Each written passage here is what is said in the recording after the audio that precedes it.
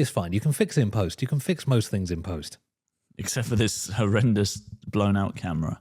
Yeah, you can't fix that in post. That's burnt in. We need to replace this camera. No, I quite like the incredibly jank kind of setup we have. It's actually not jank if we had a space that wasn't horrifically backlit. I think no. I think even without that, even if we had studio lighting, I think there's still some serious jank. I mean, you can't see on the camera, but I mean, I am counterbalancing my mic stand with a rucksack. That's true. That's true. Which is definitely, in my opinion, the definition of jank. But that's okay. That's because this mic stand is garbage. Yeah. But I mean, we've got decent mics, decent mixer. I just like that most podcasts that you see have a setup where they've both got the same mic arm and they're both using the same headphones. And we've kind of like got a setup where we've kind of mashed together. We've gone for the Mad Max approach. Yeah. Stopping spikes. Yeah, we've made a podcast in the apocalypse where you've just whatever you can find in the wastelands. Maybe we should make mic stands just out of welded bars together. No adjustment allowed. We should talk into a megaphone that transcribes straight onto a vinyl disc. Instead of headphones, just can and a piece of string so we can hear each other. Well, we should go live. Imagine a future incredibly exclusive radio station where we talk directly into the cans and you have to pay for a string to be wired to your home that you then listen on the other end. I suppose that's what getting Wi-Fi is, though, isn't it? Yeah, I suppose. But this way is like, that there's only so many pieces of string you can attach. Is that how it works? There's only so much string in the world. So like if we're both speaking into a can and it goes into, and it attaches, like ties off onto a big rope that then splits off into smaller ropes. I don't even know if the can and string thing even works. You think it doesn't work? I'm dubious at the best of times. I don't know. I mean, I feel like I did it in like a science class once. I feel like if you put a big piece of rope coming out of a can, it would just absorb all the sound and none of it would transfer. You'd have to talk really loudly. Yeah.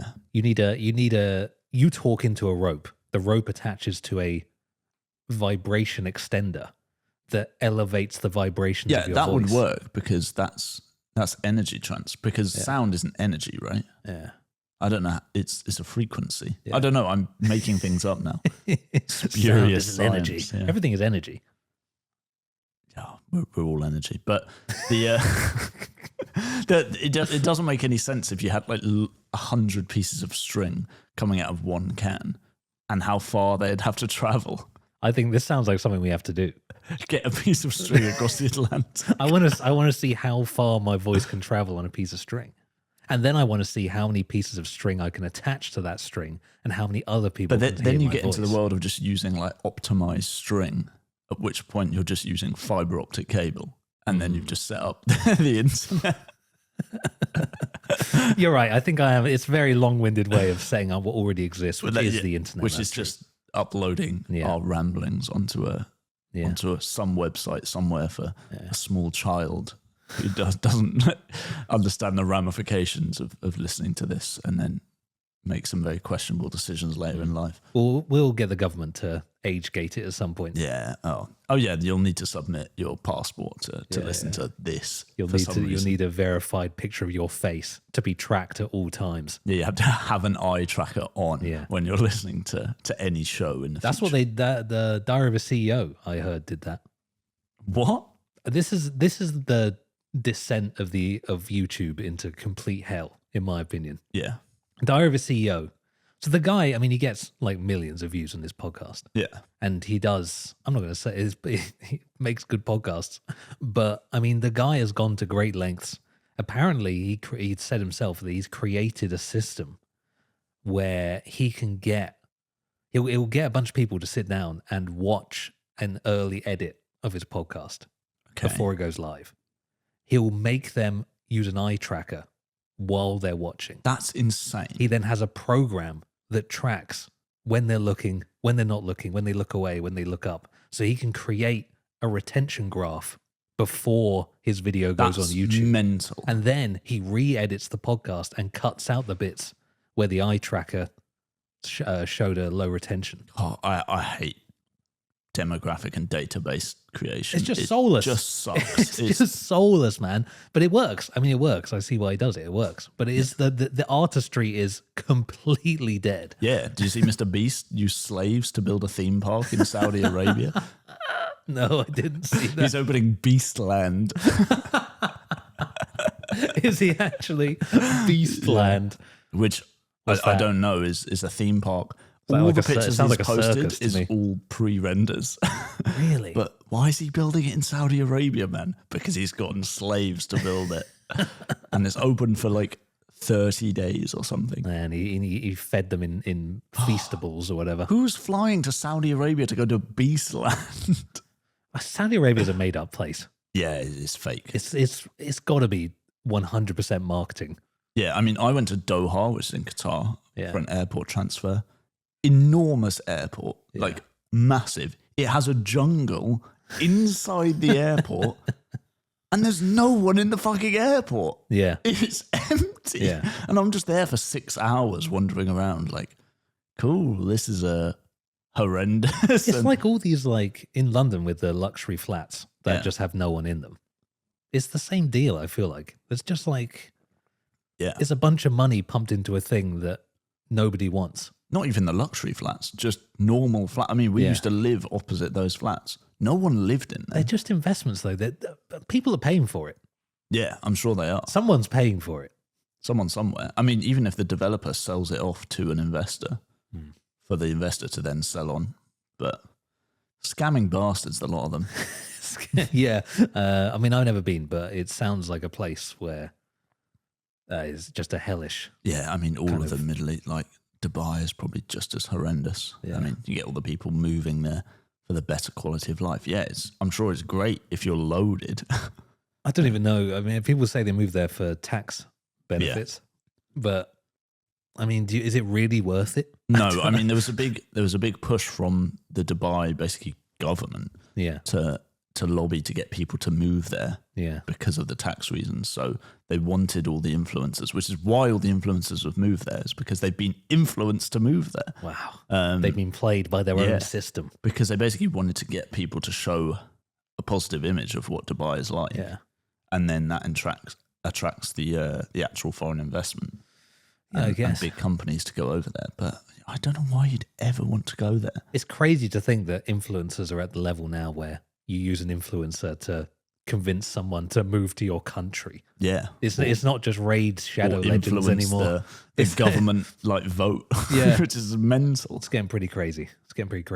Welcome to the Bog Blog. This is the podcast where myself, Sam, and my Bog Plog co-host partner in blogging, not in sexual fantasies. Partner in shitting in public toilets. Partner in public shitting.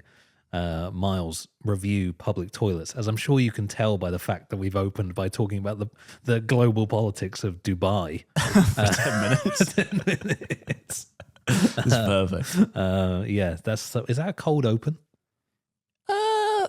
Well, we'd need to do like a skit for a cold open, wouldn't we? What is the open where you just start and have no intro? Maybe and that is a cold open. completely Yeah. unrelated to anything.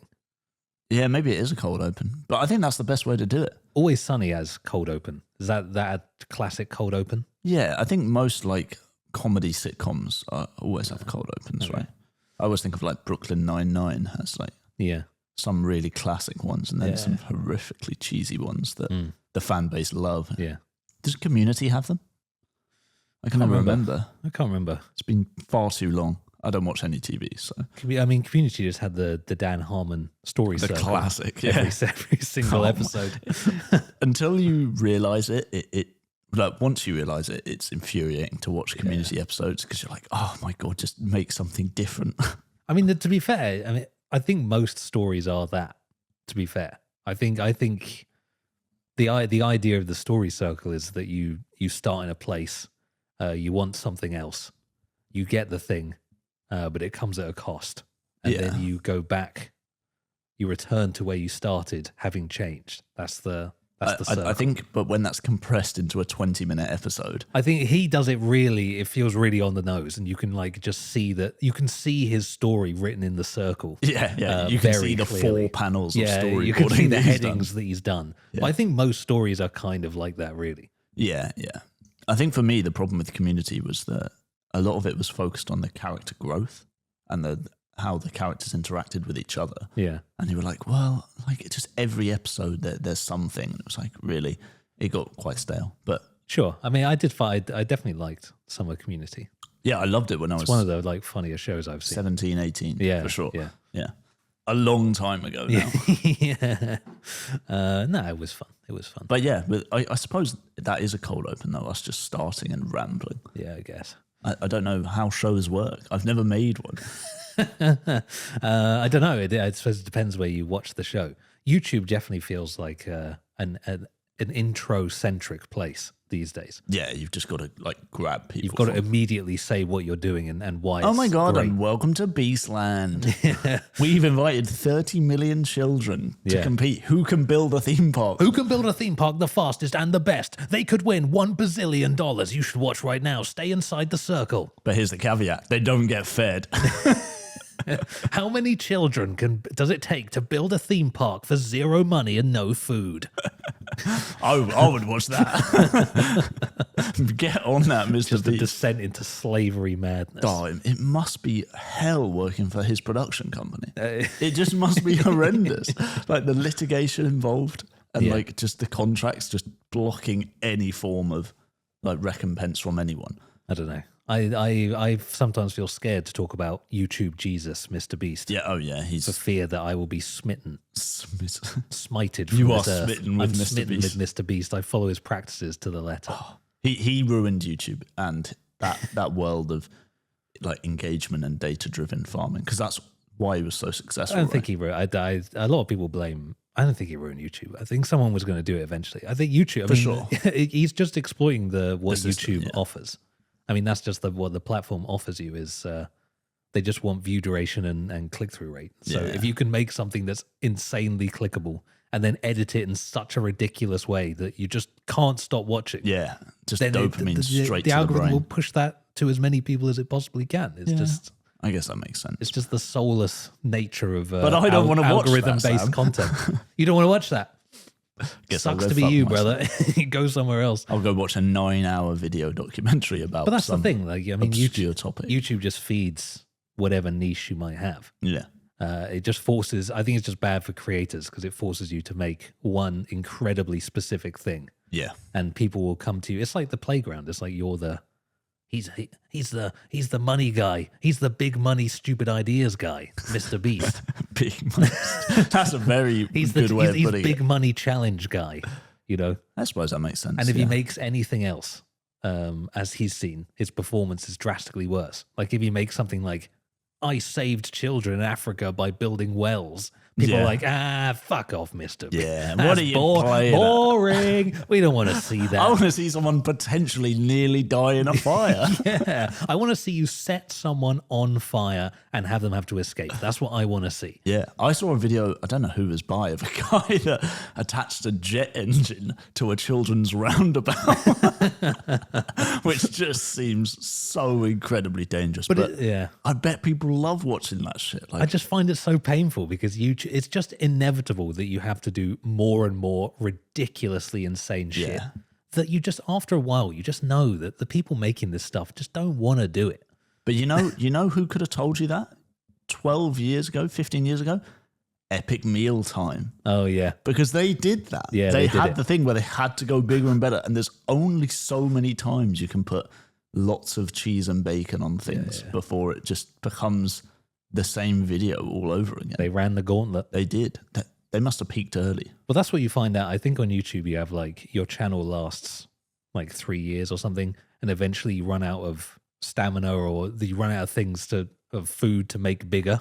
And then you what you have to do is make another channel while you're doing that channel. Yeah. And then you have another 3 years of your next thing where you're making bigger and bigger chairs. Yeah. And or then the you next just time plateau. or you just plateau and fall off. Yeah. or very steady growth, and then you peak, and then you just fall off. Yeah, it really is a lesson. Well, we've got 2.5 years left, so we better get cracking. It really is a lesson in how many times you can make the exact same video. That's really what YouTube is. Yeah. If you're that's why I think it's just a perfect place for autists. Yeah, it really is. It's just like autism paradise. For both viewers and creators. I just always look at Baus. You know Baus. Yeah, the League of Legends player. Yeah. His YouTube channel, every one of his videos does so well. Yeah. So well. And every single video is exactly the same. Yeah. And he uploads 3 videos a week. Every single one is the same. He says the exact same things. The exact same things happen in the exact same order. He plays the same champions. He plays the exact same play style in every single one. Yep. And he just does it forever. But it's perfect watching. And it's perfect. It's like 10, 12 minutes long. Yeah, it feeds the same people over and over and over again. You must have insane retention statistics. Yeah, it's just you watch 10 to 20 minutes over and over and over again. Yeah. For the rest of your life until Baus dies, I guess. 90-year-old Swedish man slumped over in his chair playing League of Legends. Man, I wish I could remember some of his catchphrases. I would have used one right there. Solo bolo. Solo bolo. Yeah, well played, yee. Yeah, just crazy. Just crazy. Anyway, there's the League of Legends there's the daily rant on why YouTube sucks, coming from the guy who uses YouTube to fund a portion of his life. There you go. I don't. I just sit watching it for half my time when I'm at work on my second monitor. It's addictive, man. It's addictive to watch. I think it's addictive to make content for as well. Yeah. Baked by design, baked into. They've got you. They've hooked in. It's like a game. It's like look at you. You're making more content for the fun of it. Yeah.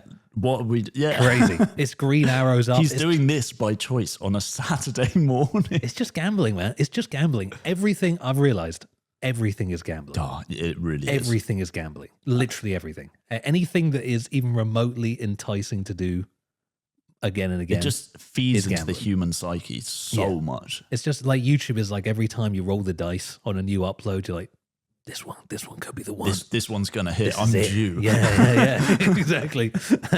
And then it's the next one and the next one, and you're just looking at graphs and numbers and green arrows going up, and you're like, feed me more, Mr. YouTube. But I mean, Arc Raiders is the same.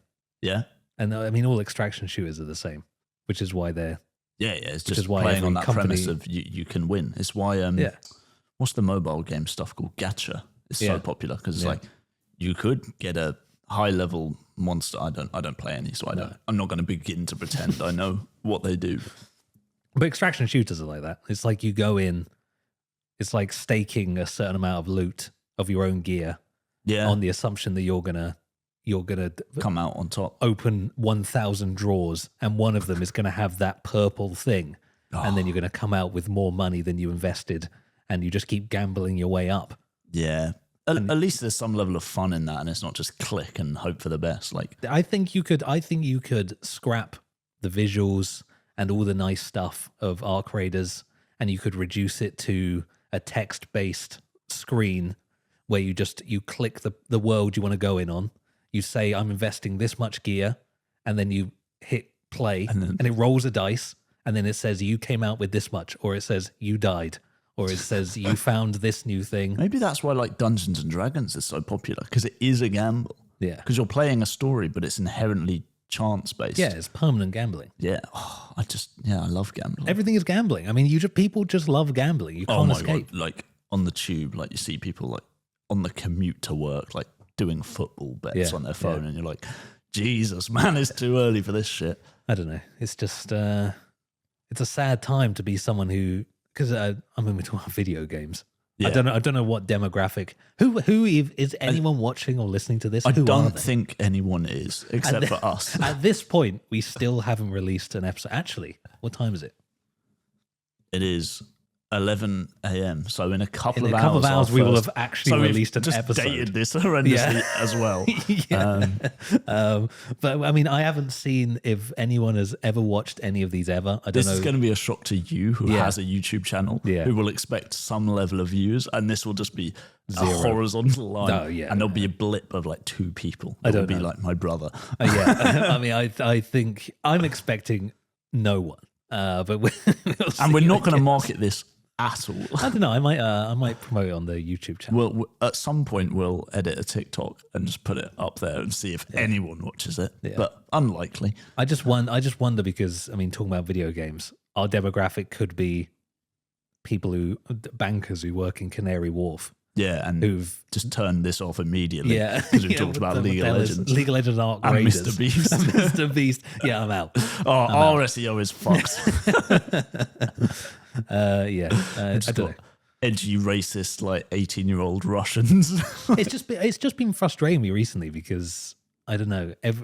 Every game is just a grind. Like even Battlefield 6 is like every weapon is like here's 1 million unlocks to grind. Yeah, and when you're done that, here's like you have to get 150 sniper headshots, and then you have to revive 20 people like to unlock random gadgets and make it way easier. They like made it. Like 5 kills instead of 500. Okay. But yeah, still, it is. It's just a pointless, endless, like engaged shopping list of stuff to do. But that's what everything is. That's what life is. But it's not what it used to be. I used to play a game called War of the Monsters, and you would load in, and the only point of the game was you pick a monster, like a big, and you go to war, like a T-Rex, like a what's the big Godzilla. It's like a Godzilla like spin-off. Yeah. You play there's like a big grasshopper. I'm picking Godzilla over the big grasshopper every time. The grasshopper was good. He could fire like sticks out of his arse or something. I forget. And there was like a big one-eyed. It was like an alien that was just a big eye and electricity for hands. What the fuck? Anyway, the point is you were a really big monster and you played in like kind of real-world settings. So okay, but you would pick things up. So like a street lamp could be a spear you'd throw at someone. Or you would beat people with ships as like a sword, kind of. That's pretty cool. It's kind of like that movie, the one with 2 people in a big mech robot suit. What is that called? Pacific Rim. Pacific Rim. It's like Pacific Rim, but before Pacific Rim. Yeah. Except you're the monsters. Anyway, the whole point of that game was you load in and you just go around and you just fight other monsters. And it's just like a brawling game. You can play split screen or by yourself. And there's a campaign. Yeah. And that's it. I think, games are just different. Like split screen died a death. I know. And like quite understandably. Like you don't go over to your mate's house and play Crash Bandicoot. I know. 4-player before going to Scouts. That's what I used to do. I just feel like these games, Arc Raiders especially, is a prime example. And I'm sad it's so successful because it does prove what we all know, really. Is that you don't make a game to be fun anymore. I think they've definitely 100% built that game as we want to make the most retentive, like engaged, a game that engages you more than anything else. Yeah, I mean, like think about like even games like Fortnite for children. Yeah. The reason they do seasons is because it just locks you into where you've got the battle pass, you want to keep playing. Oh, we're releasing the Homer Simpson skin, come back and play. Yeah. Oh, we've got the new, I don't know, My Little Pony collaboration. Yeah. Is that a thing? I don't play Fortnite. But I don't know. Like every game I feel like is trying to be your one game. Yeah. And you have to commit your life to one. And if you leave, you're free of the heroin. I mean, we used to play League of Legends. I used to play it for 12 hours a day. But if you leave, the only reason you leave is to commit your life to something else. Yeah. It used like when I was a kid, I had like 100 games and I would flip between like 20 of them. Bragging. I just had a huge box of like maybe it's Jak and Daxter today, maybe it's Star Wars Battlefront tomorrow, maybe I think you could make games much cheaper back then too, though. I guess you have like indie games now, but like thinking about like PS2 when we were kids, you could go into the game store and there would be 1 million games on the shelf. And like none of them would necessarily be better than the others. You wouldn't know. Whereas now it's like your Call of Duties, your Battlefields, whatever, Fortnite. They're the games you play by choice. There is nothing else. Yeah. No one's making Jak and Daxter anymore, are they? No one's making like Puzzle Quest 59 or whatever the hell. Puzzle Quest. War of Monsters or whatever the hell. These random they're games. not. That's what I'm saying. They're not making those games anymore because I guess they're just not. It's just not profitable enough to just sell enough copies. And no one would play them as well because they're locked into their I've got to play 12 hours of League of Legends today. So every company is forced to turn their game into a thing that you're going to play for the next 10 years. You've got to gamble on this card game. Yeah. Come on, buy more packs. No, please. As you're dragged out of the room. I can't escape. I'm too locked in. Oh, no. So I have a funny story that, well, I say funny, it's actually very, very irritating that happened to me yesterday. Oh, yeah. So we spent a lot of money on a brand new dishwasher because our last one was a bit crap and we wanted a nice one. So we booked it in. We got a call saying they'll be with you between 7 and 9 tomorrow morning. Quite early. Yeah. For me, anyway. Someone who wakes up at 8:45 to go to work. So, yeah, they came. They fitted the dishwasher. They were like, ooh, your plumbing's a bit dodgy. I shouldn't really fit this. I was like, oh, no. Honestly, come on, don't just bring me a dishwasher and not fit it. I'm going to be fucked. And it's an integrated built-in unit, right? So they've got to take the door off, take the old one out. Right. He's like, oh, I've actually fixed your plumbing pipes. Like, it was just not screwed on properly. Good. Great, that's concerning. That's good to hear. So he did that, and then he was like, oh, and then the new waste pipe is like, the outflow pipe from the new dishwasher is bigger, so I need to drill a new hole behind the cupboard. I was like, sure, I guess. Let's do it.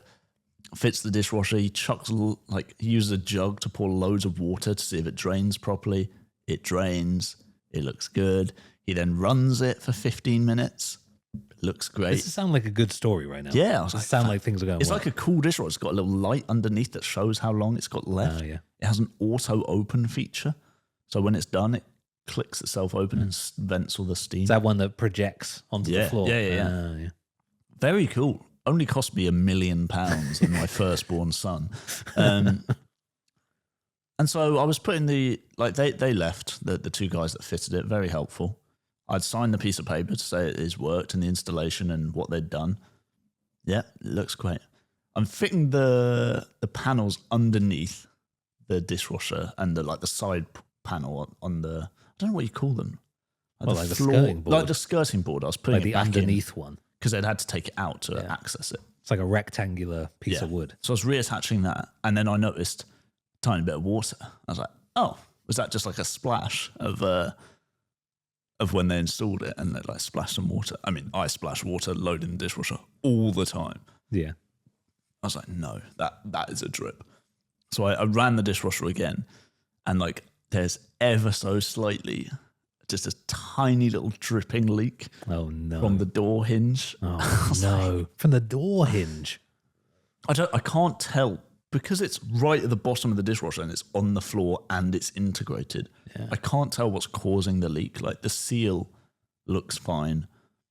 I disassembled all of the interior spraying arms to see if they were broken. It was jetting water the wrong way. No, they were all fine. It looks fine internally. It's just there's just a drip somewhere that clearly there's no seal there.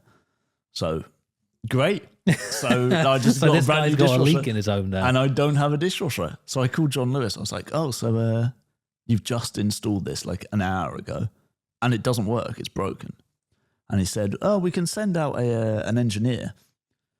I was like, "Okay, cool, yeah, a Bosch engineer." Because they can't replace it until they've had a validation from the Bosch engineer that it's faulty or what the fault is. So I said, "Okay, cool. And when will that be?" "Oh, that'll be in 3.5 weeks' time." Wow. I've just paid $1,000 for a new dishwasher. Wow, so you're gonna be like a milkmaid. No, you're gonna and have I was wash like, with I'm your hands. not waiting 3.5 weeks. I was like, can you just replace it? It's brand new. If we'd had it for a year, I could understand waiting for a few weeks for them to come see. But it's literally brand new and it's got a fault. And so they were like, well, we'll replace it in 2 weeks or something. So I'm going back to the olden days. I understand I sound so insanely privileged right now. But, oh my God. The olden days of having to use your hands to wash up. Yeah, I'm going dishes. to have calluses. Oh no, his poor soft hands. Because we used to wash up when we first moved in, even though we had a dishwasher. I can't remember why it was broken. Yeah, we had I can't. What was up with that? I remember it was broken for a while, and we had a guy come to fix it, and he just didn't fix it. And then we had an actual engineer who just replaced a part, and it worked. Yeah. We were hand washing, but for some reason, we had a lot of hand washing to do for some reason. Yeah. I think we just make a lot of mess. I remember my hands shriveling away. yeah. Driest skin on planet Earth. Yeah. I mean, like Fairy Liquid does a number on you if you use it repeatedly. Hate washing up. It's just so arduous. You know what you need? You need one of those things they have in the restaurant. Yeah, but that just pulls down. Oh, they're so good. And just melts your dishes and melts the bacteria off of them. Yeah, but when I used to work in the pub, we had one of those dishwashers where it's like a handle and it pulls down and the box covers all the plates. Yeah. And they come out and you go to get one and it's 500 degrees Celsius and you go, ah! We need to revolutionize. Maybe get a flamethrower instead. When I worked at the pub, we had this guy who, I want to say he was Polish, but I might be generalizing massively. But he was this Eastern European guy who was basically I think that's not generalized. I think that's called being racist. But yeah, it probably is. But he was our kitchen porter, so basically a glamorous name for did the dishes. Yeah. But he was like a massive alcoholic. And so he would go on his lunch break and drink like 3 tinnies in the park and then just come back. But he was like, kitchen porters have really short like staff turnaround. Like they come and go so much because it's the most miserable job of all time. Is you're taking all the food waste and washing all the dishes and tidying the kitchen after the chefs. Oh. This guy was a machine. Like he worked there for like a year. Like you would clear a table. So like say there's a table of 8, you would clear like 4 or 5 plates and you go, well, I can't feasibly take the rest. I'll take these back. You'd take them to the kitchen, walk back to the table, get the next plates. Those previous plates already cleaned and put away. Like this guy was so fast. And then our boss basically caught him like just hammered on the job doing this and had to fire him on company principle. Really? Yeah, because it's like like to a pub. Come on. And all of us, even the boss was like, I'm so annoyed I have to fire him because it is policy. But he was just the greatest worker of all time and I miss him every day. I'd want him to come and do my dishes now. He probably would. He would be hammered though. Yeah, that's fine. Yeah. That's better for me. Yeah, I don't have to talk to him. I mean, Eastern Europeans are in my experience, are some of the most, I think almost physically human defying people.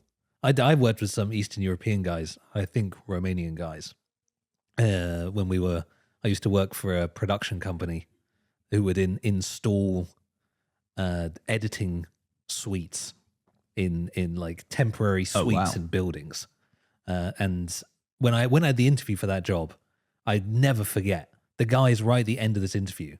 And this job is like about setting up computer systems. Yeah. And like setting up a workstation and plugging in audio devices and stuff and setting up an Avid, which is an editing system. And at the end of the interview, they were like, oh, by the way, you're fine with moving like a desk, right?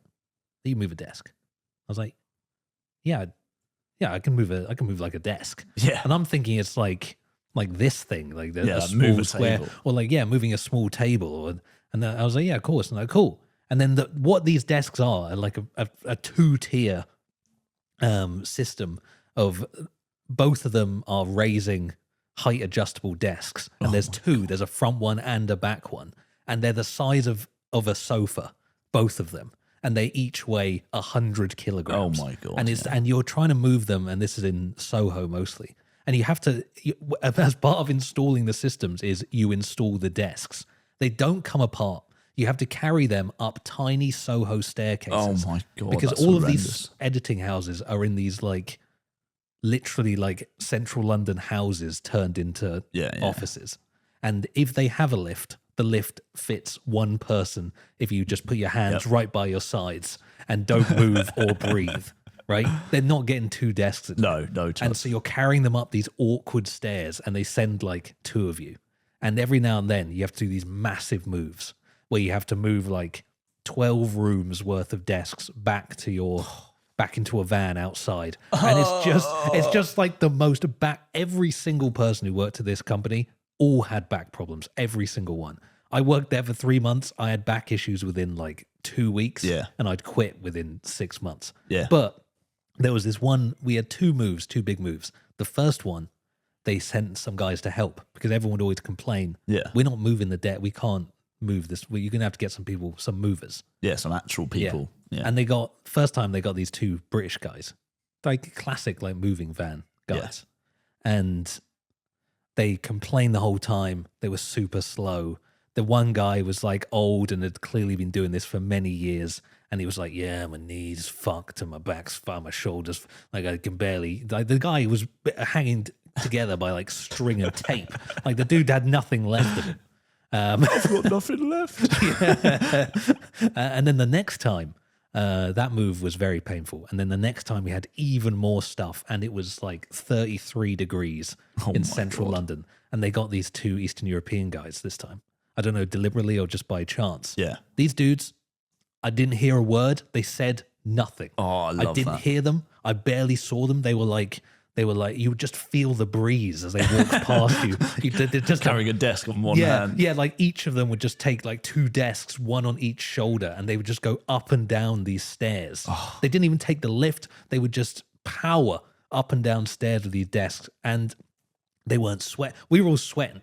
Like these guys, like Terminators. Oh my God. Just soulless, like machines. It reminds me of, remember when we used to live in that flat and the window broke and those guys had to carry up a floor to ceiling, like a window frame, a piece of glass, a double glazed glass up 9 flights of stairs on like a heat wave in London. Yeah. And that staircase, no windows are open. That is like a greenhouse. That staircase was like a greenhouse. It's one of the hottest places I've ever stood. And these guys were wasn't it? It was like a full, like a door. It was a door worth of glass, floor to ceiling. Like double glazed. 2.5 meters tall. Oh man, they were They arrived in our flat and we were just stood there like, you all right, guys?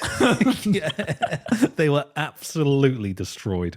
And our flat wasn't exactly chilly either, was it? No, it was toasty in the bed. I distinctly remember sitting around in my underwear during heat waves because the sun just unrelenting for hours in the window. Yeah. No, I mean, any kind of moving job I think is just terrible. But we're insanely good at moving house.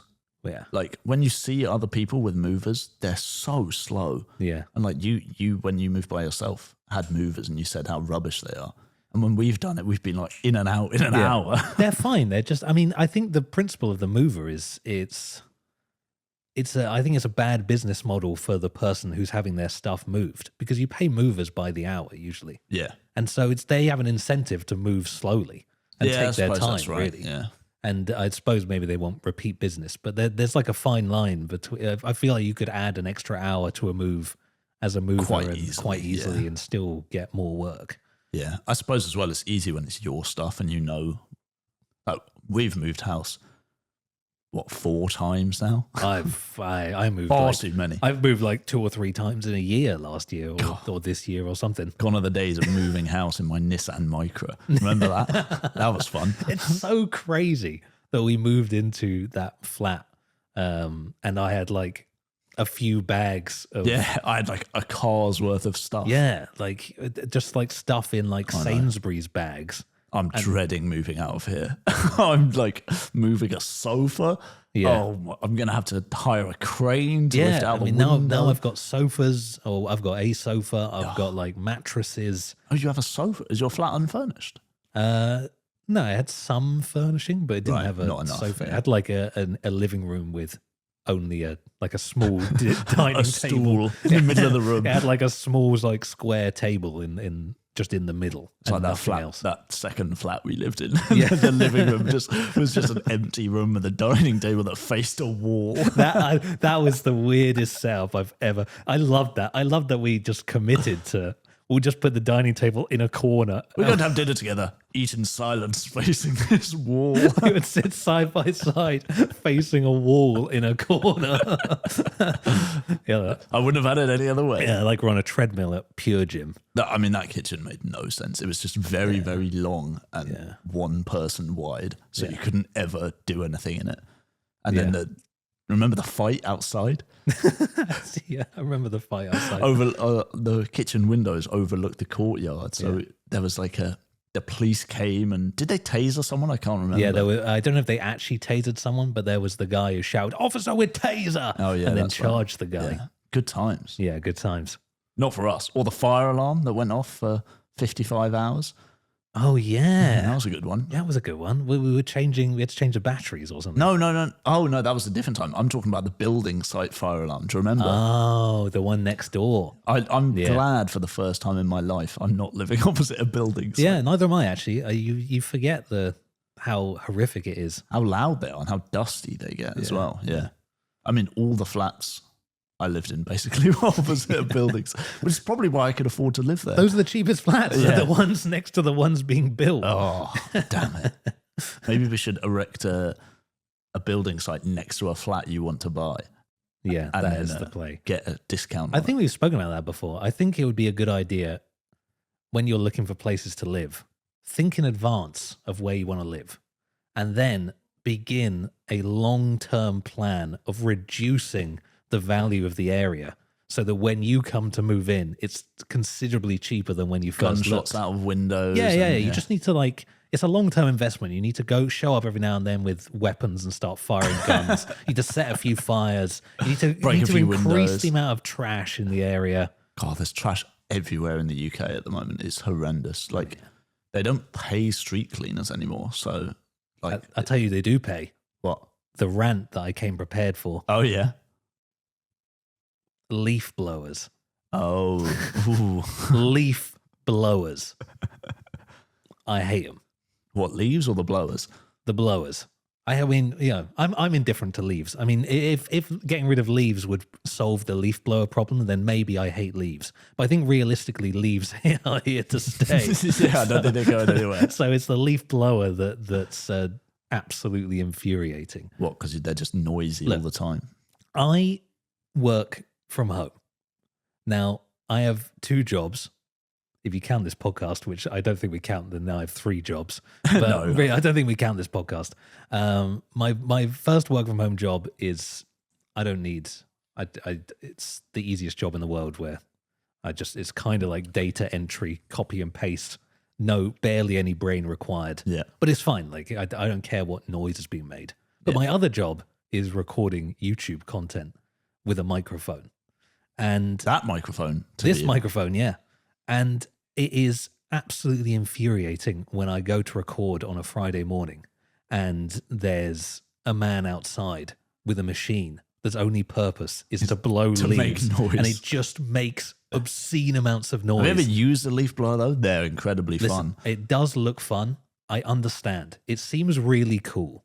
But why? And it must be government council tax funded. Yeah, probably. I'm paying taxes for a man to make come noise to my area and make an obscene amount of noise. Not for the greater good. It's not like to save children or to build a school or something. It's to blow leaves from one place to another place. Yeah, it's perfect. like the leaves they're on the. I assume the leaves are on the sidewalk. I'm guessing. The sidewalk. Ugh. Sorry, I'm used to speaking to Americans. The pavement. Oh God, disgusting. So you're either blowing leaves from the pavement into the road, and then now it's a problem for people on the road, but at least the people in the pavement don't have leaves on their pavement. Or you're blowing leaves from the road onto the pavement. Either way, you're not solving a problem, you're moving a problem. And even if, okay, you've air quotes solved the problem of leaves on the pavement, there are more leaves. There's always more leaves, and there's more wind. The leaves are gonna come back. You send a guy and just ruin my morning for no reason. It's to just put leaves somewhere else that are gonna come back in the next 2 to 3 days. I've never heard anyone talk so passionately about leaf blower. It's ridiculous. It's just ridiculous, man. I'm paying these people. I'm losing money. I can't work for the first half of this Friday. From like 9 a.m. to 2 p.m., there's one guy walking around just kind of nonchalantly just... I'm just seeing like little bits of leaf. Maybe you should get a 4th job as a leaf blower and then use your Friday morning. It seems like, I mean, who is judging? Does someone come afterwards and go, oh, you haven't done a very good job blowing those leaves? There's a leaf over there. Yeah. I could just be like, well, I moved that one, but there's just some more leaves have fallen since between me coming here and you assessing my leaf blowage. That's just the life of a leaf blower, I'm afraid. It's just a task that has no end. My grand's house used to have a massive, I want to say oak tree, out the front of the drive, so she had a leaf blower. Yeah. Because it would just dump a million leaves Yeah. during autumn. And like using a broom would take days to do it. But the thing is, if you went to like a rich person's estate, for example, and they had a groundskeeper or some staff, like if you went to the king's place. The king's place, just popping round King's place. Yeah. If you went to the king's, right, and you went into his front garden, if there were gardeners there, they're using things like a broom, or they're trimming things with little clippers. Yeah. Right? Yeah. They're not cutting the grass with one of those I like the trimmers. Foley work. They're not using one of the... I'm conscious there are people that are listening, not watching. Oh, true. I'm trying to put you in the king's palace. Do I need to get like a pair of like those, they use in like radio shows where how they make noises with random like household objects, the rubber Foley gloves and like plastic cling film to make it sound like plastic. But I'd love to be a Foley artist. I think it's a really hard industry to get into. Yeah, very, very, very niche. I think it's very niche, and there's like, once you get in, like the people don't leave. I think you've got to wait for the old guard to die, and a new generation of Foley artists can move in. Yeah, and the old guard are still alive and have been. It's the kind of job years. you can do until you're like 95, until you can't get on on your hands and knees anymore to do the coconuts on the floor to make a horse noise. Yeah, exactly. No, but I suppose like the gardener at the gardener at King's Place, they're doing that all day, every day. Whereas your leaf blower, he's coming in once a week to just blow some leaves away. If he was there all day, every day, like you could have one of those pointy sticks and pick up the leaves one by one. Yeah. But that would cost way more and take way longer. But I think the system they have now, I think, to be honest, I think you give up on clearing leaves off of pavements and streets. I think it's just a money sink. If the government is desperately trying to save money right now, it can't cost that much to get. It costs more than zero. It costs more than zero, and it's doing nothing. It's just one of those. Like, I know in the government they must have thousands of fake jobs. Oh yeah, in the kind of middle management area. Oh yeah, where they must be paying a lot of people to do nothing or to make your life actively worse. We need. I'm employing you for the position of make his life worse. I had a letter from the council tax people recently. They sent me 4 letters. These 4 letters said 4 different things, to be fair, but they sent me 4 individual letters, all dated the same day. So they sent them all the same day. They put them into 4 individual envelopes and then sent them to me individually. So they paid for postage for each one of those individually. Yep. Each envelope had 1 piece of paper in it. Why do they not just put 4 pieces of paper in one envelope and send it to me once? But it's because they don't think about. They're not sending just you a letter. They've got 100 letters, and they're just. But that's where you're saving money. I mean, that's where you're cutting costs. That's just me. If you imagine that maybe that cost them £10. I mean, I used to do that letters. for HS2, and like we're just mail merging 1,000 letters and putting them in envelopes and sending them.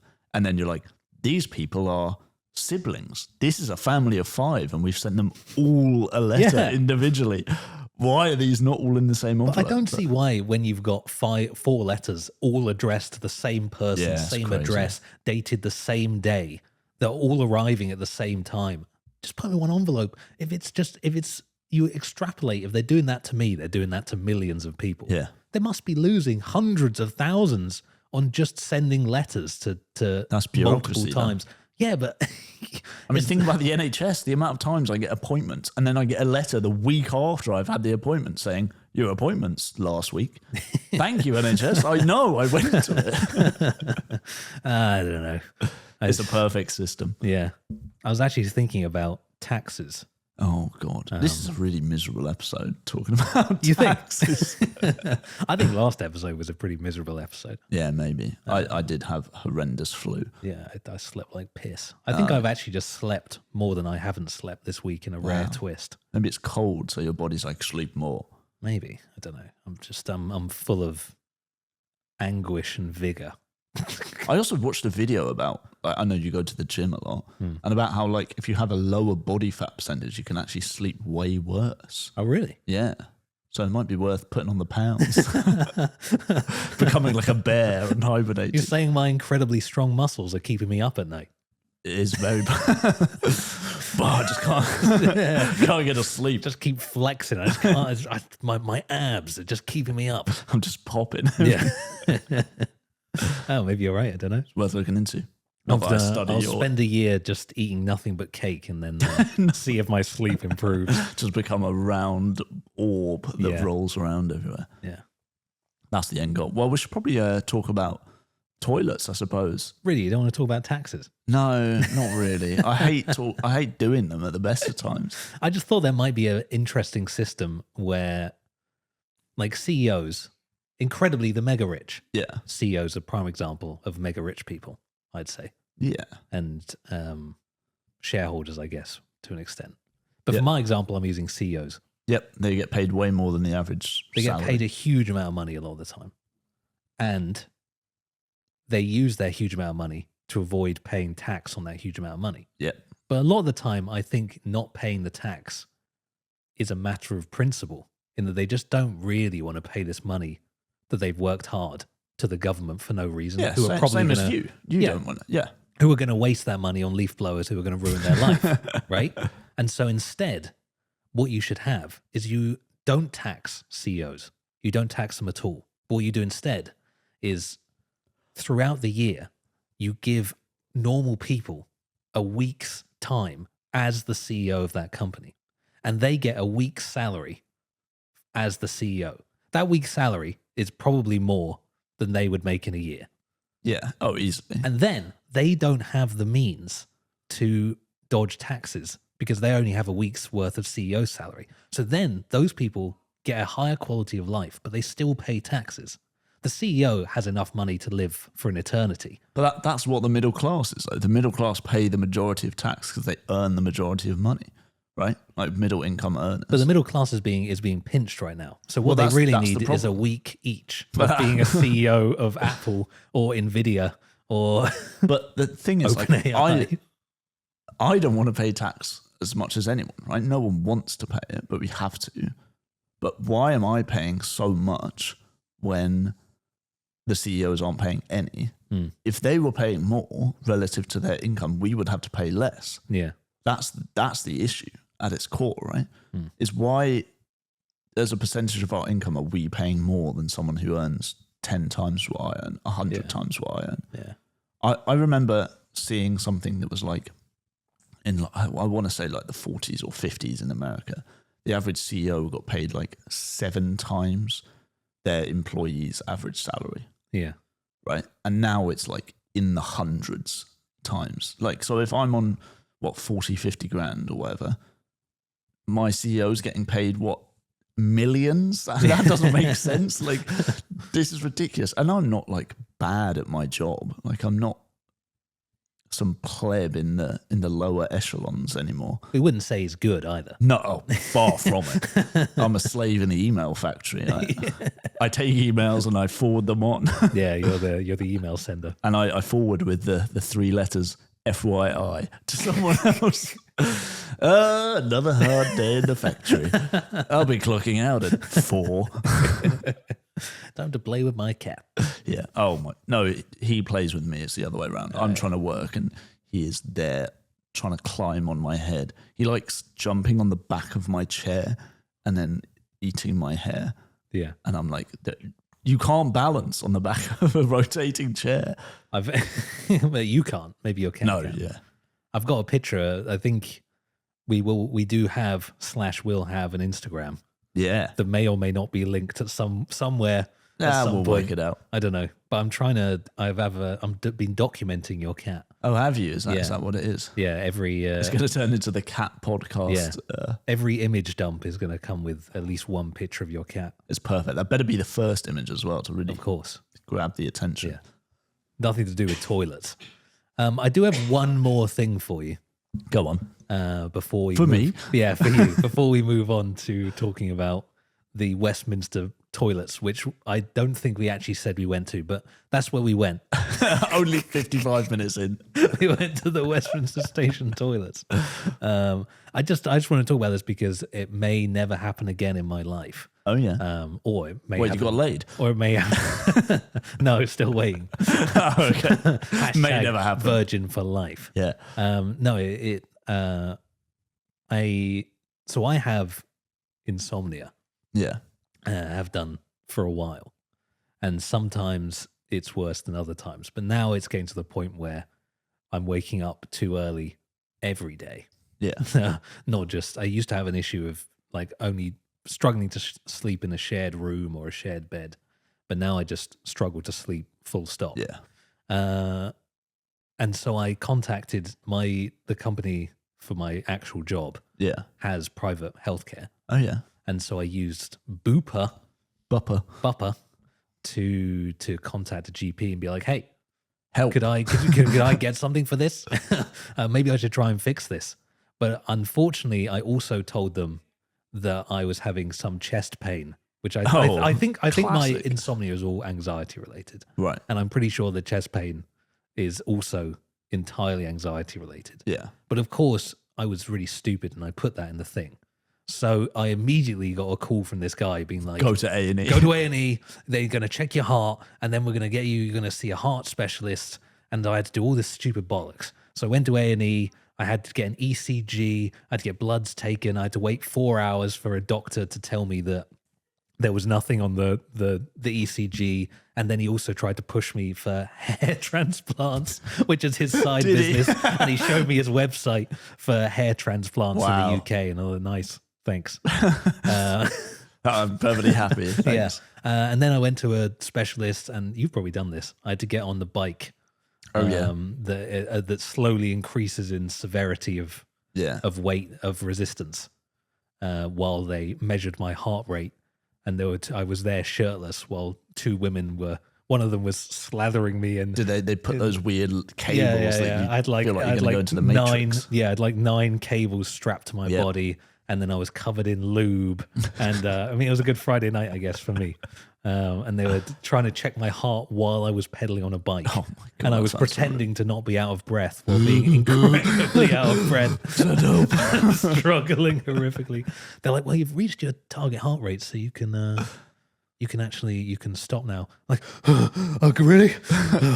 I'm not even, I could go all day. His veins in his forehead like bursting. They looked concerned. Broken a blood vessel is running down his face. When they handed me the towel to dry off, they were like, we have a shower down the hall. Oh God! I mean, I'm like that when I do cardio. I have to bring a towel to the gym when I do cardio because I sweat so much. It's like I've just had a shower. No, I mean, I'm the same, and I have no hair, so it just runs straight down my face. Oh well, it runs down my hair and directly into my eyes, which is equally bad. Yeah. Anyway, the upshot of this is I'm currently wearing a heart monitor, which I've been wearing I have to wear for 7 days. Oh, that's cool. Of continual monitoring. But it feels like I'm wearing a wire. Do you have to log everything you do that might jack up your rate? You have to log when you do exercise, you have to log it in an app. Right. And when you if you experience any symptoms, what you have to log it in jerked off? Would you have to log that? Well, yeah, I was thinking about sex. I haven't been logging my sexual activities in the, for quite a while. Well, yeah, not necessary, but I haven't logged it for them. So hopefully that was the correct decision. Yeah, I suppose that's probably. Depends how vigorous you're going, I suppose. But it's weird. I feel like I'm like a spy or an undercover cop. You got a wire on. I've got like a thing right here. 180 beats per minute. And did also wonder whether it was also a microphone and was secretly tracking everything I've ever said. I mean, there's nothing interesting. How dare you? Well, do you not just hear me talk about taxes and leaf blowers? Leaf blowers, come on. It's perfect. It's a gold mine. So what's the upshot of that? What's the outcome? I assume nothing. Right. The guy, when I saw this GP, he was like, we'll get you the tests.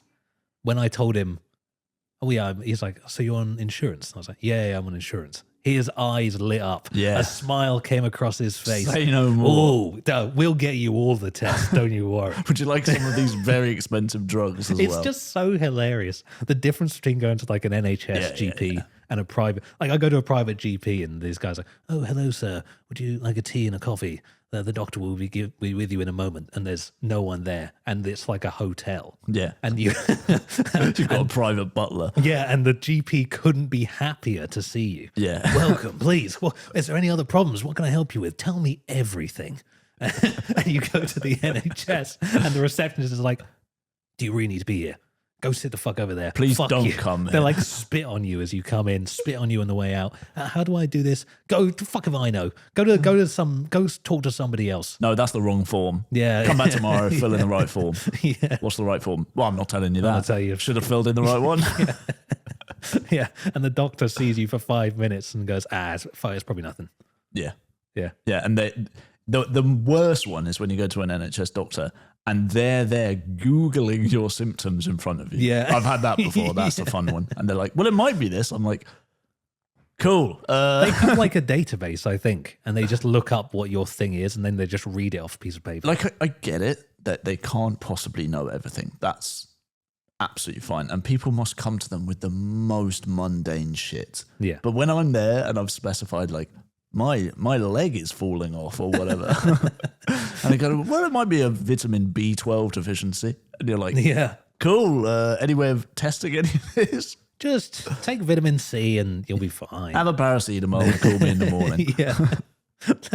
The most prescribed drug of all time. Which you have to pay £9 for or something. Paracetamol and ibuprofen. The goats. Yeah. So I assume that's for your chest pain rather than your insomnia. So did they do anything about the insomnia? So once I've gone through all of this and I've determined in a shocking turn of events that I don't have a heart condition, unless it turns out I do have a heart condition, in which case it wouldn't have been a waste of time. True. But I am 99% He's sure hoping you don't. that I don't have a heart condition as a 30-year-old man. Well, never say never. With no conditions in the family. Never say never, yeah. Yeah. Remain hopeful. You could have a serious heart condition. It might have not been for nothing. So hopefully after that, I'm going to have to contact them again and try and actually get the insomnia thing. And then they could prescribe you like Rohypnol and you could just see yourself off every day. Yeah, I mean, the dream is to actually just get a good nice sleep. to get treatment. But you don't have a dream because you never sleep. So. But you don't want to take the drugs. No. I do have dreams though. Holy fuck, I had some crazy dreams recently. Yeah. I know no one wants to hear about other people's dreams. Yeah, they're always way cooler in your head, aren't they? I mean, I did have one. It was a full story. It involved my entire family getting cut up with a electric saw by a home intruder. Jesus, man! You gotta stop watching those murder mysteries on YouTube. Man. I woke up from that one. Had to turn the light on. I slept with the light on for the rest of the night, like a baby. Had to turn my nightlight on. You're just sitting up, you're like, Jesus Christ! I need to go for a cigarette. Yeah. Just go. Oh. Honestly, some absolutely horrific stuff going on in my mind. Is everything all right at home? Yeah, I think so. Maybe I should have called my parents to be sure. Yeah, true. Yeah, you haven't heard from them since. Yeah. Jeez. Well, maybe after this podcast, I'll drop my line. You haven't by any chance been cut up by an electric saw, have you? Well, the thing is that in the dream I had an argument with my family. And I stormed out of the flat that they were staying in. Right. And in my angst and rage, I forgot to lock the door behind me. Oh, and you turned into Anakin Skywalker. Yeah, so as I was walking around outside angry, I heard screams from a distance and the distant sound of a saw and body parts being churned up. Oh, that's horrendous. And then I went back and I saw the horrific scene. Family dying in dreams is horrendous. And realised I hadn't locked the door and it was my fault. Yeah. I once had a dream that I was fighting with my mum on the Eastern Front and she got like shot and killed like, in the snow. And I was like, this is the worst dream of my life. Oh my God. One of those ones where you wake up, you're like, why am I crying? You're like, oh, that's why. Why am I hard? Oh, God. Anyway. That's all I had. I suppose we should probably talk about That's all I had. That's horrific, I might add. Yeah. See the doctor. Yeah. and let me know how your wiretap goes, I suppose. Yeah, I'd be interested. I mean, it's not NHS, so I'll probably find out What if quite you go quickly. back and they're like, I can't believe you exposed us that you're wearing a wire. We heard you. We heard everything. We heard you have sex at that time and you didn't log it. What do you mean? Oh, you think I'm supposed to just jack off by listening to your entire recording? You're supposed to log when this happens so I can go right to the timestamp. The sex timestamp. I love the idea that it's almost like a lav mic, like you've got a massive receiver like attached to your waistband. Yeah. But because you've got to have it on at all times, you're just wearing your underwear with a massive like receiver pack. It really gets in the way. It's like a small rectangular thing. Is it like a stick-on thing? I've got 2 stickers, one above, like in the center of my chest, and one and then another below. Spider-Man sticker like for good hard work. Yeah, and a little star. Yeah. And I got the lolly. Yeah, oh, of course. And then it's like clipped on between these 2 like big circular stickers. Wow. But right in the center of my chest. And I mean, I've accidentally knocked it unplugged. So my heart has stopped on this monitor a few times. Which I don't What know. happened here? Oh, I just took it off. I died right there. But I came back. Just a brief 5-minute interlude. I don't know. I'd be very interested to see what the results are. I did get to see my heart on an ultrasound though. Oh, that's fun. I was like to the nurse who was using the ultrasound thing. Yeah. I was like, is it a boy or a girl? She was like, I've heard this joke 1,000 times. Please shut the fuck up. She was like, She was like, this is my 5th patient today that said this, and it's 9 a.m. It was 9 a.m. And I didn't say anything after that. Yeah. Shut the fuck up. Love a good laugh. Yeah. Sure. Do you want to talk about toilet? I suppose we better do. We've been talking for an hour.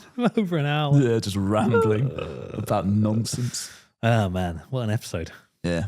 I don't know if anyone's made it this far, but who knows? yeah. Our 2 viewer blip on that YouTube graph. Yeah. I look forward to the retention graph. 1 minute. It's 0% after 30 seconds. Oh, no. It's 0. No. They're staying for your sultry tones and your voice. That's what I always read about your YouTube comments. Pretty Always sultry yourself, I'd say. I'm just deep and nasally. I don't know if it's that sultry. We've all got to be something. Hey, baby girl. Yeah, exactly. See? Ugh, they run away scared. Run for your lives.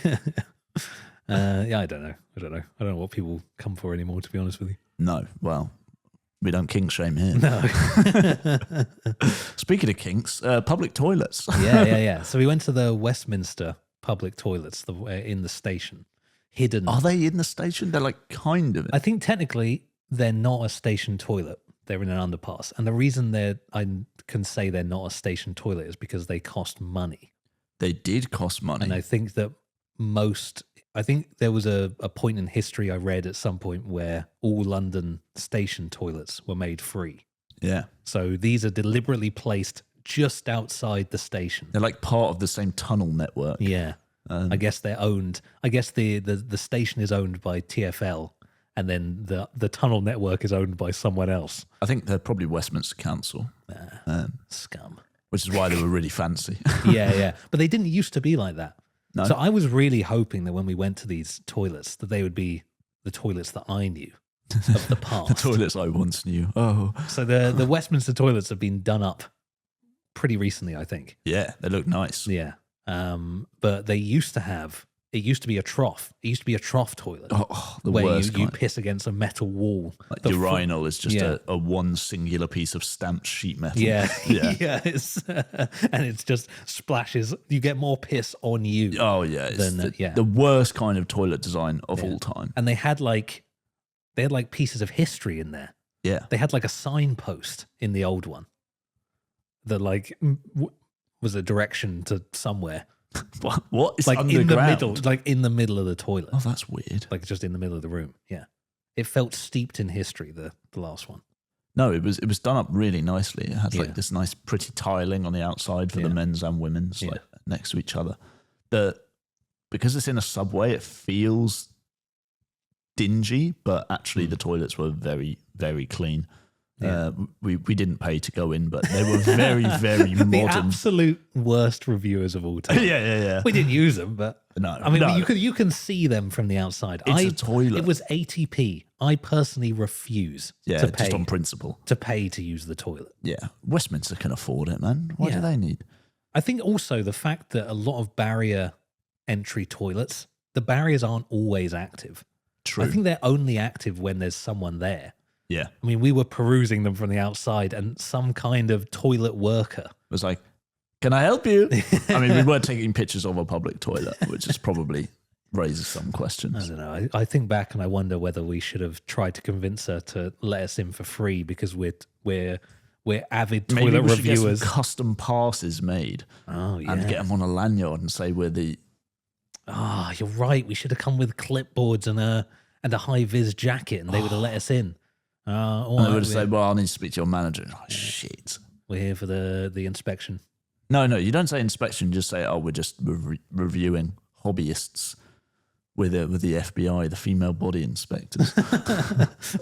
Yeah, the toilet inspectors, the TI. I just need to have a sniff around the bowl.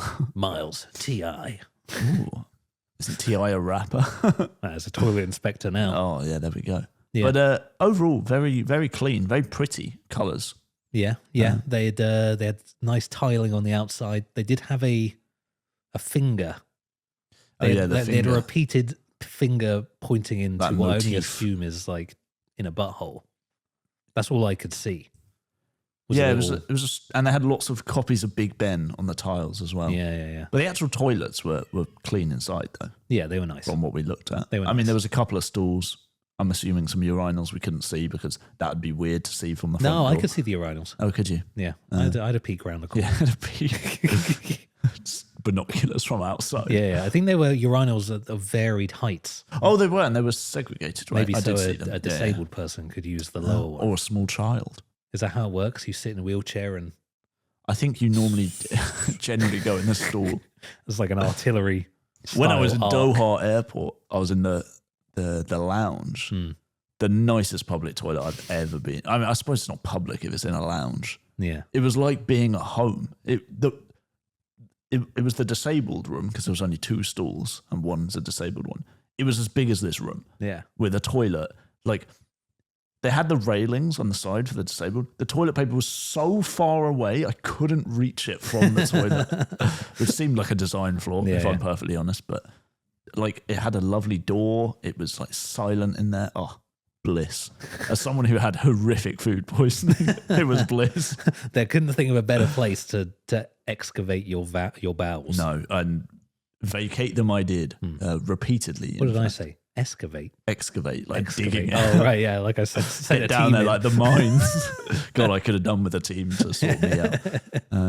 Yeah. Oh, I'll leave that toilet story to the next episode, I think. But that was a tale and a half. Nice.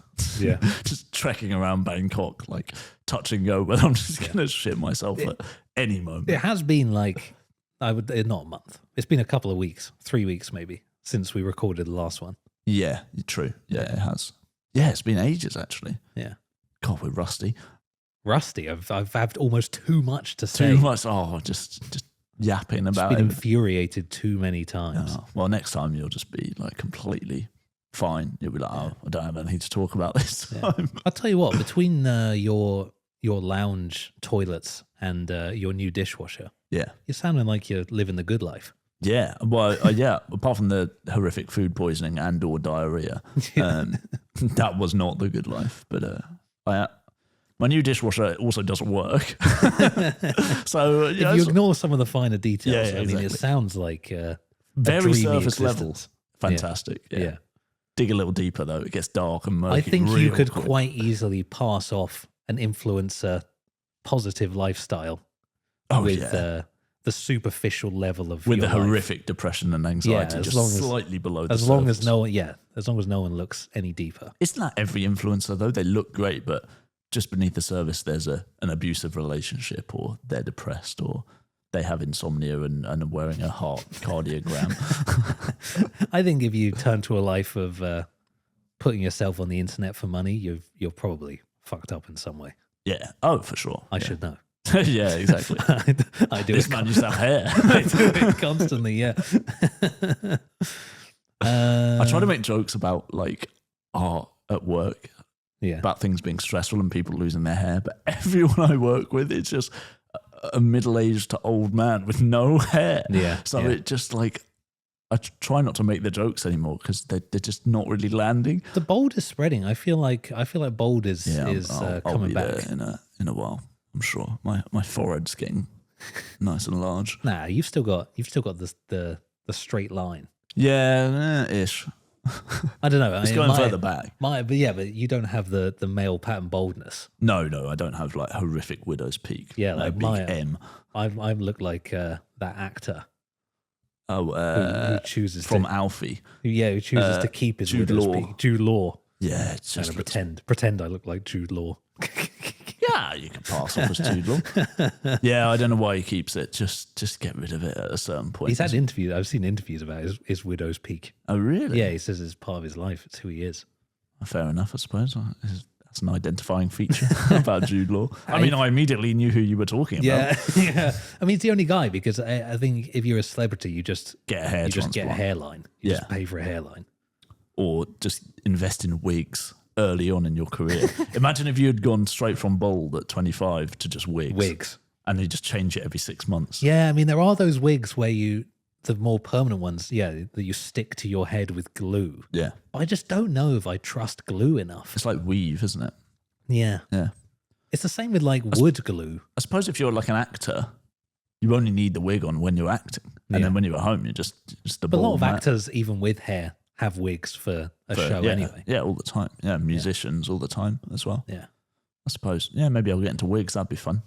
But really ridiculous ones. Into wigs.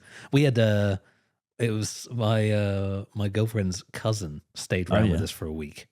And on her final day staying in our place, it was Halloween. Oh, yeah. And she's like 18 and still young, wild and free and isn't depressed and still sees joy. And she doesn't live in London, so that's probably she still why. sees like wonder in the world, you know? Useful and isn't like crushed with Chill, responsibility. Yeah, just the pain of reality hasn't quite set in. Yeah, and so this last evening, she stayed out a bit later. And we were like, oh, well, she should have come back for it by now.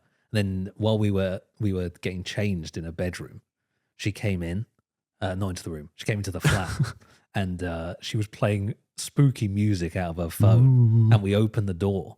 And she was wearing a full costume and she'd bought a wig at a local wig shop just to spook us and surprise us and just have some fun injected into our day. Oh my God. And I was like, man, what it's like to be young.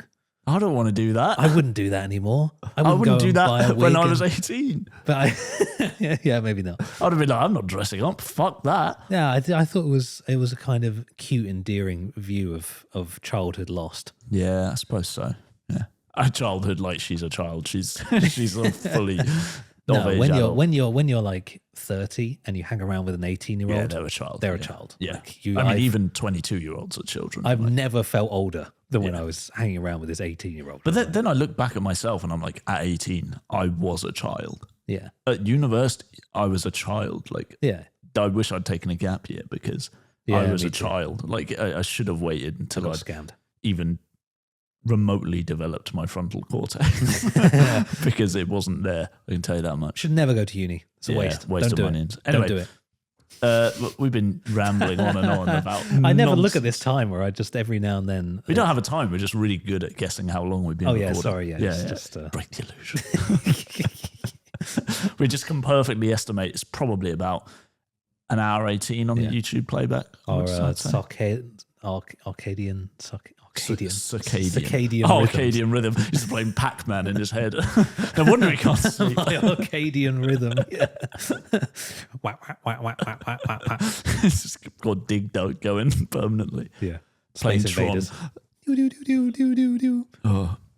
No. Did that Tron movie do badly?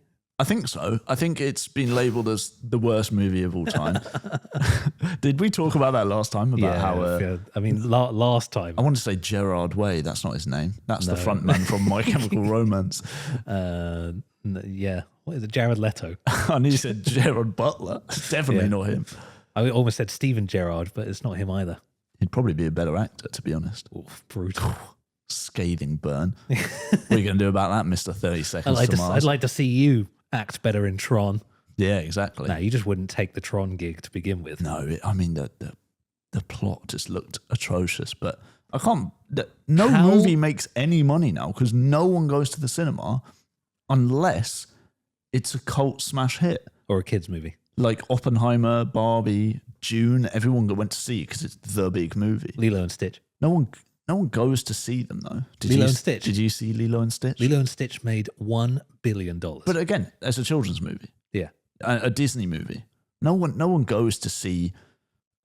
No one went to see the new Leonardo DiCaprio Oscar bait one. No. Everyone says it's amazing. I've heard no one's seen it. I haven't seen that movie, but I've heard every single person, every actor says it's incredible. Every person It's got like a 98 on Metacritic. Yeah. Like, I'm not going to see it. I'm not watching that. I'll download it illegally. Cinema is a scam. Cinema is a scam. It's like £20. There's a cinema 5 minutes walk that way. Yeah. Like, I don't have an excuse, but I'm not going to do it. Yeah, I live 3 minutes away from a cinema. But I just think if you're paying money to see a movie, I feel like watching a movie in a cinema is worse and I'm paying money for it. Yeah. And I'm already paying the subscription fee for whatever Netflix, Disney Plus, where it is inevitably going to be. Yep. Oh, 100%. There's only a select few like Dune that never appear on the stream. The last like 5 times I've been to the cinema, every time it's been way too loud. Yeah. The audio mix is so off, like how they're doing it, and like the highs are way too peaky and the bass is way too rumbly, like to give it immersive feel. But because the volume's up really loud as well, it just feels horrendous and like tinny and horrible. Yeah, I just feel like you can't understand most of what people say. There's no like, subtitles. Yeah, you can't get the dialogue. I feel like I watched Oppenheimer in the cinema. I missed about half the movie. Like I just couldn't understand what people were saying. Yeah, I watched that by proxy on the plane home because my mum was watching it next to me and I was just like looking at the other monitor. Yeah. While I was playing like Balatro on my iPad. Yeah, nice. So I was like, it's actually a good movie when you can understand what people are saying. I watched the most depressing movie of all time on the plane, which was 1917. No, not 1917. All Quiet on the Western Front. That is a depressing which movie. was amazing, but miserable as hell. Yeah. And I was like, oh, that was nice and cheery. No, that is incredibly depressing. Yeah. But no. Is that the one where they slowly get PTSD? Yeah. And it's like a kid and he starts as a kid and ends in horrific war. Yeah. And it's just like the end of the war and it's just the worst thing. And like they slowly all die, even though the war's ended, basically. Yeah. Sorry for spoiling a film that's about a book that's 150 years old, but there you go. Or it's based on poems or something, isn't it? I don't Loser. know. Yeah. Poems were cool back then. Now they're just about... Now you just write TikTok songs for your besties. Is that what you call those poems? Is that modern romance? Is that modern poetry? Do a dance. We'll be studying this in 100 years. Maybe we will. TikTok dances throughout the ages. Maybe someone will be studying this. We were philosophers of our time talking about tax and leaf blowers. I think most of the philosophers of our time are podcasters, to be fair. Yeah. Oh, I don't want Joe Rogan to be a philosopher of our fucking time, man. Joe Rogan just endlessly talks about conspiracy theories now. But not even good ones. Like all the good conspiracy theories are done now. So like, and they all are true. So it turns out that now that we have more access to information, that people are stupider. Yeah, they're just not really conspiracy theories. I don't think I'm going to take any of this information that I know to be true, and I think I'm going to make up spurious facts about other stuff. Like the drastic decline of UFO footage with the increase of people having cameras. Yeah, or the drastic increase in UFO footage as soon as AI image tools become available. True. Oh, wow. Who saw that one coming? Yeah, true. I think people desperately want aliens to be real, and I get that. Like forcing it on everyone, it's just like, come on, man. Forcing it on everyone. Stop forcing your UFO videos on me. Big alien at it again. Big flying saucer. Yeah. All right then. Well, we've been ranting for a while. We should probably close this one out before. True. Before we get 1% even lower before retention. but before our one avid toilet review viewer is like, I just need to know what the score of the toilet is. I'm deciding where to go for my piss where right am I now. travel around I've London? had to watch a 1 hour and a half podcast to find out whether I should use the Westminster toilets or not. Someone's bolted up upright 1:30 in the morning. They put this on before they went to bed. And they're like, God, they're still fucking talking. Shut up, man. I'm trying to go to bed.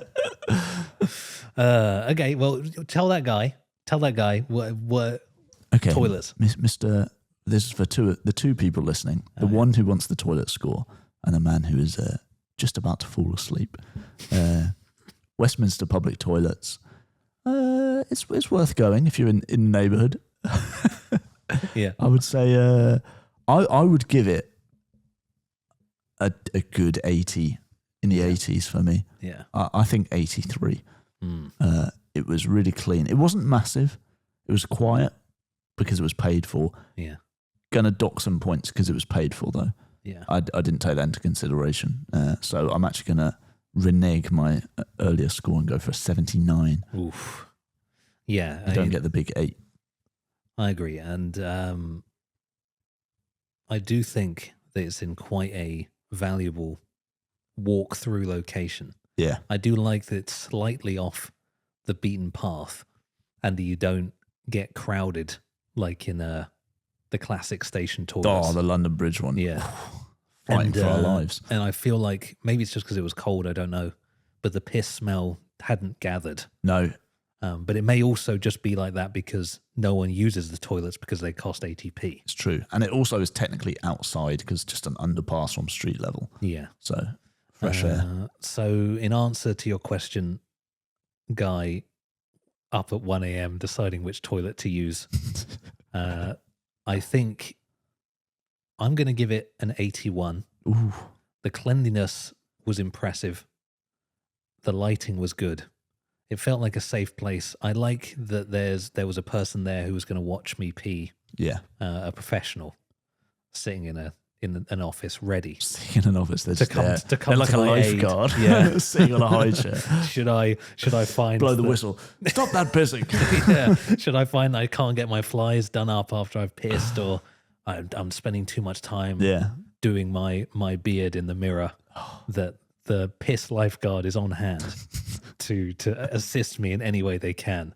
You do feel like the ATP. I think there are some toilets, and I know that paying for a toilet is a disgusting practice, but there are some toilets you pay for that are horrific. Yeah, you're paying for the privilege of not having to walk slightly toilet. further. Yeah. And it's just that the actual toilet is a scam. Yeah. But I think if you're one of those rich few listening to this who has a spare ATP and you think your piss is worth ATP. Oh, it'll be £1 by the time this episode goes out. Knowing inflation. Then, and I think it's an absolutely worthwhile venture. For your pissing escapades. And it is also like right next to Big Ben, so yeah, it's a pretty useful spot. Central. I think it's pretty well hidden. I think it's terribly signposted. You're never going to find, like, if you're a tourist or if you're just out there on the surface world, you're not looking for a toilet, you're never finding that. Going to the Jubilee Line station, there's signs from there. Yeah. It's a well kept secret. And I hope that after we're going to make a tour book. There's like Secrets of London. 1 Westminster toilets. Yeah, I think it's a well kept secret. Hidden gems. Yeah, it's a hidden gem for sure. I think it should be. If you're into public toilets, you might find it in a guidebook any day now. Yeah, coming soon to Waterstones. Yeah, the Bog blog now in book form for some reason. I could see it. I don't understand. I'm dragging this one out, but why do influencers always go from digital then back to print media to make more money? They always release a book. It's because book is free money. Books are really hard to sell if you're just trying to make a good book. Yeah. Like that architecture book, really hard to sell. Yeah. But, and I only know this because my mum is a publisher of books, yes. by the way, and she talks about this ad nauseum. Yeah. If you have, the idea is you need to get a publisher to publish your book.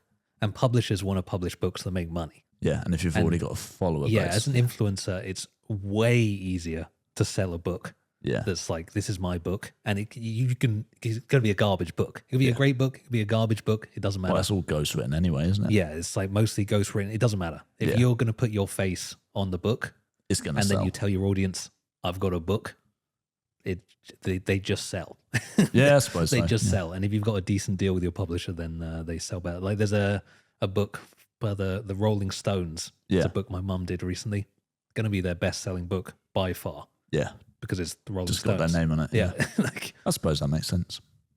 But yeah, I digressed and went off the beaten path. Not that we read. I haven't written a book. I haven't written a book ever. I haven't read a book in forever. Yeah. I look at picture books, big coffee table picture books, and go, "Ooh, I like that. Maybe I'll do my garden like that one day," and then never do. And I've got weeds. We can make a toilet picture book. We should. Well, if you want to see a big picture book about toilets, don't know why you'd want that. Or our hidden gems public toilets of London. Yeah. Oh, and then we could do public toilets of different cities around the world. Yeah. We go on a 2-week trip to Paris and log all the public toilets there. Bonus episodes. On the Patreon. Which we will have at some point, if anyone listens to this. / already have. Who knows? Ooh. Check the description. There might be a Patreon all you 5 link. Viewers. Yeah. Don't all rush there at once. One of you's got money. Come on, help us out here. Get on over to the I've Patreon. got a broken dishwasher. We're here using, which will still be broken by the time this comes out. Almost certainly. Yeah, probably. Yeah. They'll probably replace it, and it won't have fixed the issue. I'll be dead. My heart will have stopped long before then. Or they fix his insomnia, but the wrong way, so now he's just asleep permanently. I'm permanently asleep. It fixed me too good. Yeah, so in summary, about 80 for the Westminster. What did you give? 79? Yeah. Did I say 81? 81. So that's 80, isn't it? That is 80. That's the easiest math we've done on this show. Yeah, perfect. Just meet in the middle. Yeah. Meet me halfway. Black Eyed Peas. There we go. All right. Good episode. Good episode. Nice.